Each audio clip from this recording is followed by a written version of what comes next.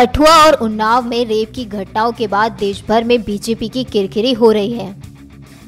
खासकर उन्नाव मामले में बीजेपी के विधायक का नाम आने के बाद पार्टी को हर जगह सफाई देनी पड़ रही है।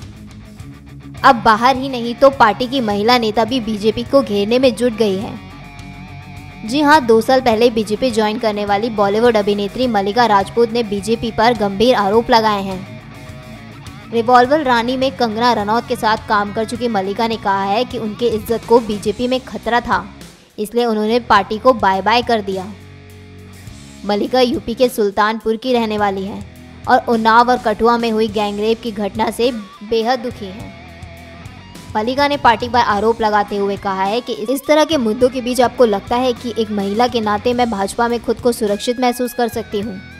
जो पार्टी अपनी राजनीतिक रोटी सेकने के लिए किसी भी जगह हिंदू, मुस्लिम और दलित दंगा करा सकती है, वो पार्टी क्या एक महिला का इस्तेमाल नहीं कर सकती है? मुझे लगता है कि इस पार्टी के अंदर मेरी आत्मिक अस्मिता को खतरा है, इसलिए भाजपा को छोड़कर अपने घर वापस आ रही हूँ। मल्लिका ने साल 2016 में ही बीजेपी ज्वाइन की थी। उस वक्त उन्होंने बीजेपी को एक ईमानदार पार्टी बताया था। साथ ही साथ मल्लिका पीएम नरेंद्र मोदी पर शासक नाम से एक किताब भी लिख चुकी है। हालांकि 2 साल में ही बीजेपी से उनका मोह भंग हो गया। मल्लिका शुरुआत में सीएस की पढ़ाई करने के लिए दिल्ली आई थी, लेकिन एक्टिंग के शौक के चलते वह मुंबई चली गई थी। हालांकि साल 2014 में लोकसभा चुनाव में मल्लिका एक्टर रवि किशन के साथ कांग्रेस के लिए चुनाव प्रचार भी कर चुकी हैं।